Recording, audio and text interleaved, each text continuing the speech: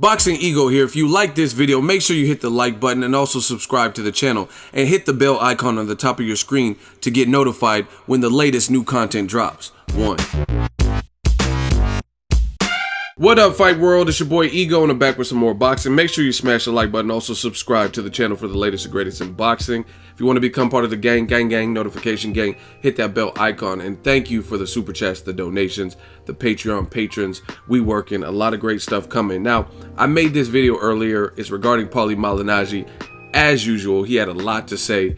He's had these suspicions for years about Manny Pacquiao and him potentially using some kind of substance to aid him in his greatest performances, if you will. And in that video, it went on kind of long. It was, I think, 20 plus minutes, because Paulie Malignaggi is doing all this through Twitter, and people are asking him questions, leaving comments, and he's kind of replying to that. So the video, I'm reading comments, but then some of the comments I had to skip because he was basically doing a Q&A session and people were asking about football and unrelated things. So I wanted to make a more condensed, cohesive version where we're just focused on the tweets regarding Pacquiao and his claims and his thoughts on Pacquiao, and also his thoughts on Floyd Mayweather and did he avoid Pacquiao in prime years. And let's get started. I'm gonna just kind of read what people are saying to him and his rebuttals, his response, and his answers. So Ben said to Paulie, "I wouldn't be asking the question if I never wondered why as well. Power through 8 divisions." So this commenter on Twitter is saying, hey, how did you maintain power through 8 divisions?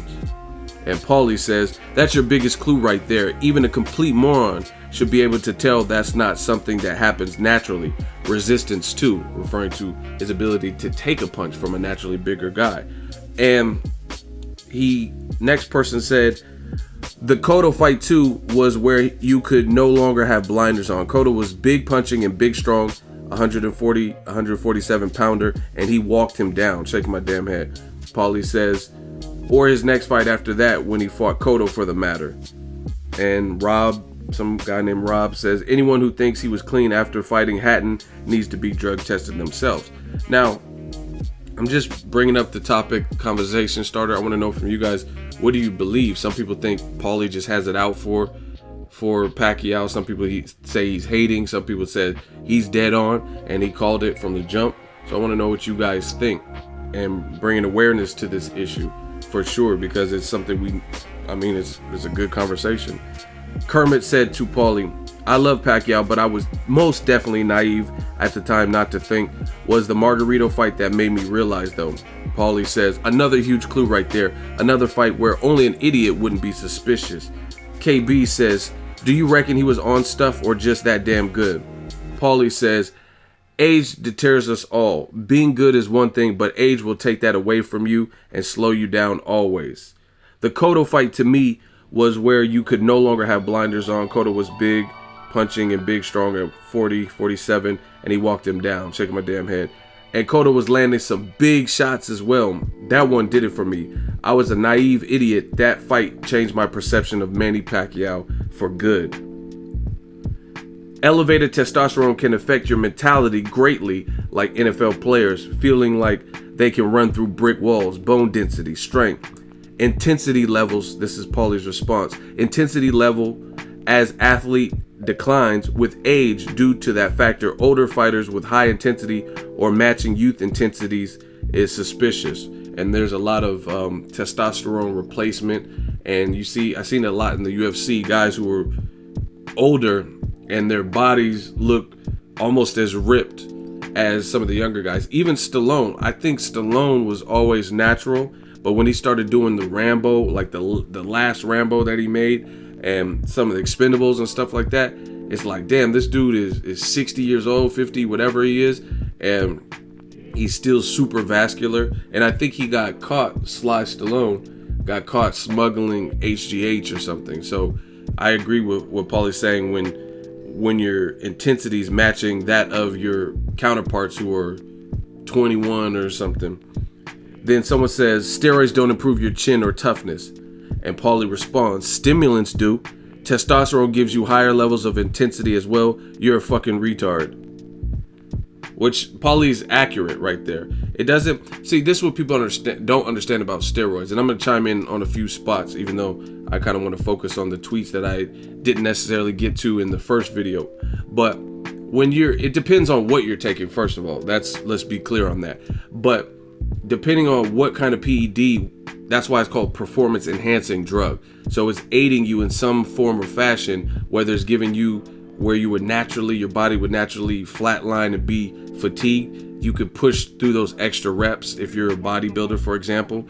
Like, let's say I'm clean, which I am clean, and I go to the gym and I'm on my last set and I can't do 15 reps. I can only squeeze out 8. The guy who's taking something, depending on what he's taking, he might be able to do 15, 16, 17 and easily push through that, because his body is at a different level, because it's being pushed that extra dimension, if you will.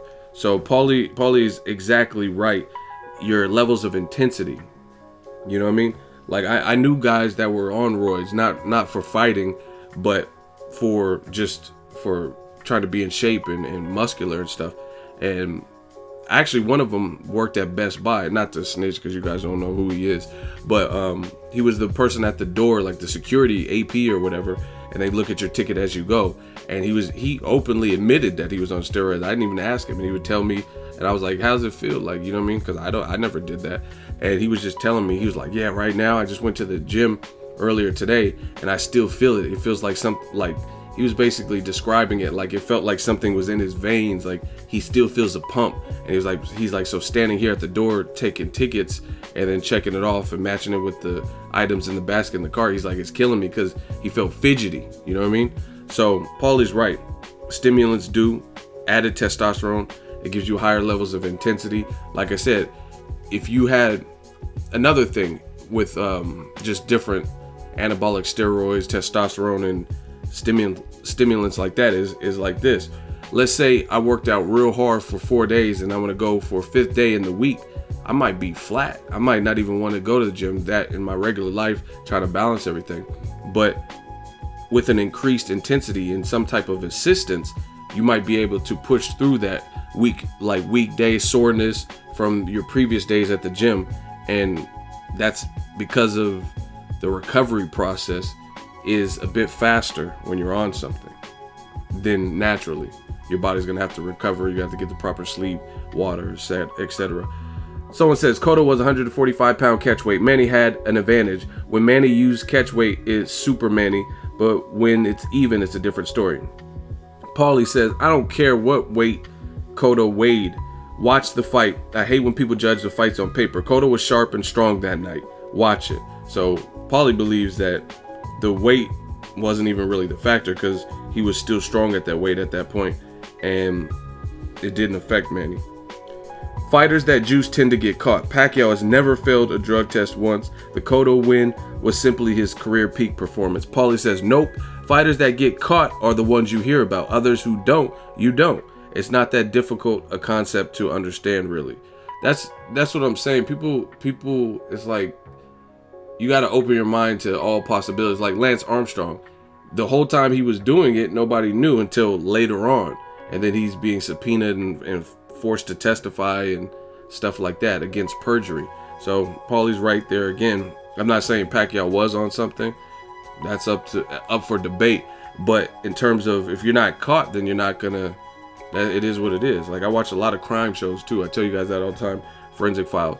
People who are robbing banks or like kidnapping and stuff, they're going on having regular lives, and it's not until they get caught that you find out what they've been doing. Like Jeffrey Dahmer, he's one of America's most notorious killers, and he had been doing it for a while. There was actually a kid, I think he was Cambodian, and the kid, while Jeffrey Dahmer went to the store, the kid escaped, and he was naked running around the neighborhood like pleading for help. I don't know if he spoke English or if he was so petrified or whatnot, and he was bleeding and naked. And the cops came. Jeffrey Dahmer came home to that scene with the cops there and the naked kid with blood. And they turned the kid back over to Jeffrey Dahmer. And I believe Dahmer killed him that same night. You know what I mean? Stupid cops. And they just gave him back to the killer, basically. But he had been killing people even before that. But they didn't do a proper investigation, check his refrigerator, check for clues. They just, stop making so much noise, and then kind of let him off the hook. So Paulie's right. Unless you're getting caught for it, doesn't mean you haven't done something just because you haven't got caught for it. Then someone says Manny only has 1 knockout at welterweight out of 15 fights. That was Cotto. Also, De La Hoya quit. Most of his power was 135 and under. Yeah, all the knockdowns he scored at the weight since don't count. Only KOs do. I want to live in your reality and smoke whatever you're smoking. So he's basically saying power is power. Even if you don't knock guys out, you're still knocking down bigger guys, even if you didn't stop them. Paulie Malignaggi, is it a good idea to return to mandatory fights so no one can pass a career evading top fights like Floyd Mayweather did? This is Paulie. Floyd didn't avoid top fighters. He chased the most money. For those opponents to represent that money, they had to be good in the first place. Dan Rayfield says, show proof or have a direct witness tell me what they saw and it will be written. Paulie says, reread the tweet and understand why things can't be said. You guys in the media have to start hanging out in the gyms, not just showing up on fight night. Dan Rayfield replied, yeah, because they're going to take stuff in front of us at the gym, LOL. And Paulie says, no, but people talk in the gyms. You enter the circle, so to speak, so some common sense. Then someone on Twitter says, you have come across as having an agenda against Pacquiao for a long time now. By the way, I think your work on Sky is excellent. And Paulie says, I follow the clues, try it out sometime. One thing I do like about Paulie, he really doesn't give a fuck. He's not afraid to voice his opinion. I've seen people threaten to fight him and all types of stuff just for Pacquiao comments that he's made. And he doesn't stop if he believes that, because that's how I am. I mean, I don't care if everybody's against me. I could be the only person on an island by myself with this view. I mean, I'm just, I guess, bullheaded. Then someone else says, my point is, in the times of Chavez, he would pick a fighter and the next one was a mandatory. He wouldn't get away avoiding Manny for 6 years. And Paulie says he didn't avoid 6 years. If Manny agreed to random testing, the fight happened sooner. Don't leave out the facts to fit your narrative.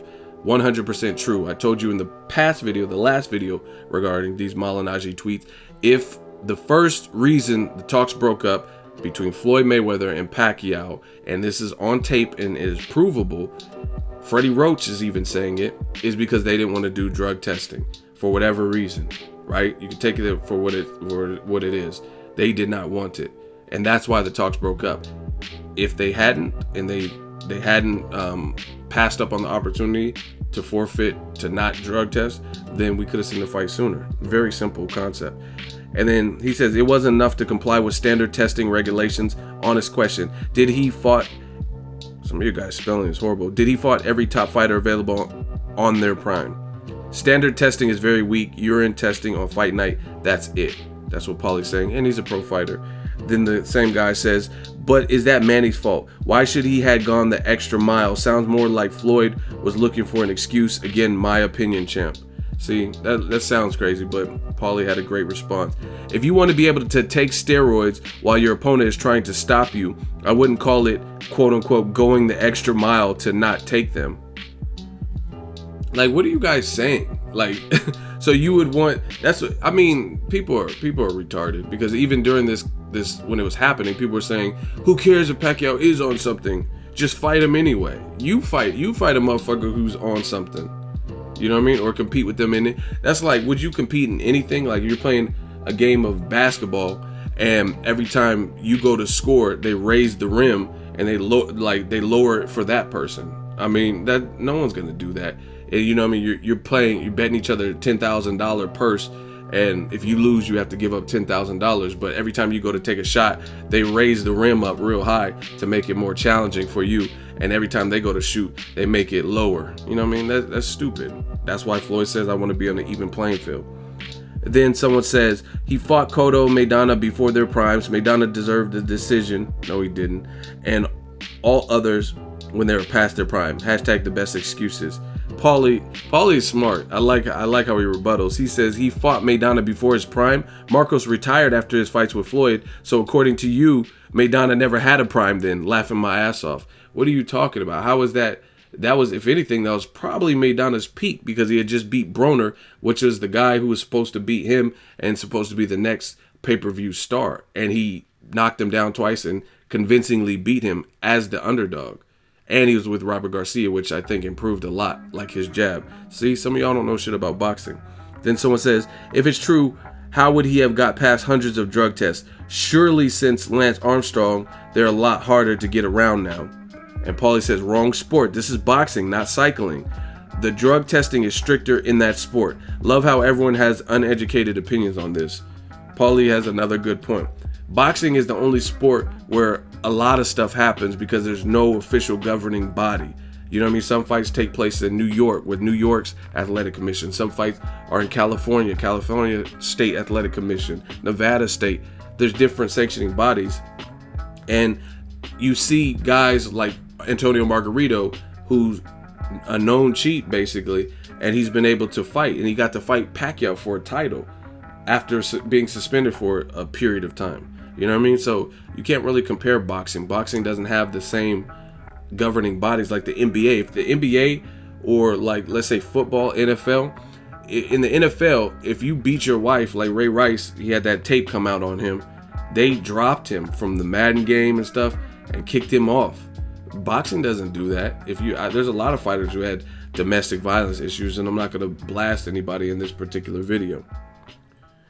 And then last tweet, De La Hoya and Mosley were both past their prime when they fought Mayweather.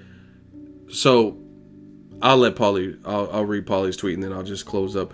When did you want Floyd to move up to a super welterweight to fight Oscar? When he was still at lightweight? Make some sense of yourself before sending a tweet. Paulie's a G. And the other thing is, people gave Pacquiao credit for knocking out De La Hoya. That was his last fight after Bernard Hopkins had already stopped him at a higher weight, and he came crashing down a weight division, and Pacquiao jumped up to meet. And people give Pacquiao credit like that's one of his best performances against De La Hoya.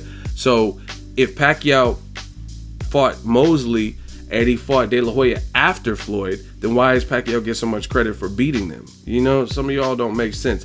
But those are the tweets. Let me know what you guys think. Do you agree with Paulie Malignaggi? Do you agree with Pacquiao? Obviously, nothing until somebody comes forward or anything. Nothing will be resolved. It's all pure speculation. I want to know your thoughts. Drop it in the comment section. Make sure you share the video, like the video as always. Hate, comment, and subscribe. Till next video is Ego signing off. So if you enjoyed this video and want more content like this on the channel, you can show your appreciation by going to the PayPal donate button or the YouTube support button, and you can donate any amount that you feel is equivalent to the value of this video. Much more to come. Thank you guys for your support. Boxing Ego, the future of boxing.